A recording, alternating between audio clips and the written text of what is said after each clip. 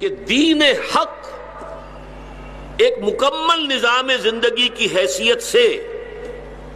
در حقیقت تکمیل پذیر ہوا ہے محمد الرسول اللہ صلی اللہ علیہ وسلم پر۔ آپ سے پہلے ایک مکمل نظام زندگی کی حیثیت سے دین نہیں آیا تھا، اس لیے کہ نوع انسانی ابھی عہد طفولیت سے گزر رہی تھی، ابھی اس کا اجتماعی نظام یوں سمجھیے کہ بہت ہی پریلیمنری سٹیجز میں تھا، ابتدائی سٹیجز میں تھا، نہ کوئی معاشی نظام، نہ کوئی سیاسی نظام،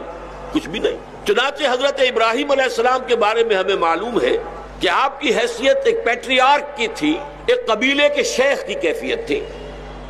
یہ دوسری بات ہے کہ وہ شیخ قبیلہ جو ہے وہ خود بھی اللہ کے بندے تھے، اللہ کا حکم ہی لوگوں کو دے رہے تھے، اس لیے وہ ایک خلافت پر مبنی قبائلی نظام تھا۔ پھر ہمیں معلوم ہے حضرت ابراہیم علیہ السلام سے کئی سو سال بعد حضرت موسیٰ علیہ السلام کو تورات عطا کی گئی، اس میں کوئی مکمل نظام زندگی نہیں ہے، کچھ اوامر و نواہی ہے، 10 کمانڈمنٹس، بس وہ دین ایک مکمل نظام زندگی کی حیثیت سے تورات میں نہیں ہے۔ اس اعتبار سے غور کیجئے کہ پھر جو بادشاہت قائم ہوئی حضرت داؤد حضرت سلیمان علیہ السلام کی، اگرچہ وہ خلافت تھی، اس لیے کہ بہرحال قرآن مجید گواہ ہے یا داؤد انا جعلناک خلیفۃ فی الارض، لیکن اس کی ظاہری شکل ابھی بادشاہت کی تھی، موروثی بادشاہت۔ حضرت داؤد کے بعد ان کے بیٹے حضرت سلیمان علیہ السلام، گویا کہ یہ ابھی ارتقائی عمل تھا، انسانی تمدن ابھی ارتقائی مراحل سے گزر رہا تھا، ابھی وہ ایک مربوط منضبط مکمل نظام زندگی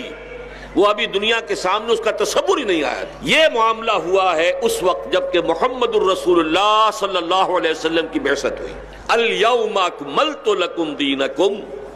واتممت علیکم نعمتی ورضیت لکم الاسلام دینا، آج کے دن میں نے تمہارے لیے تمہارے دین کو کامل کر دیا۔ اب یہ ایک مکمل نظام زندگی ہے، یہ مکمل اور متوازن اور معتدل اور عادلانہ نظام زندگی ہے،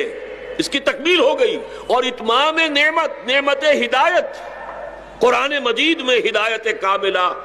نوع انسان پیام آخری حاملے رحمت للعالمین۔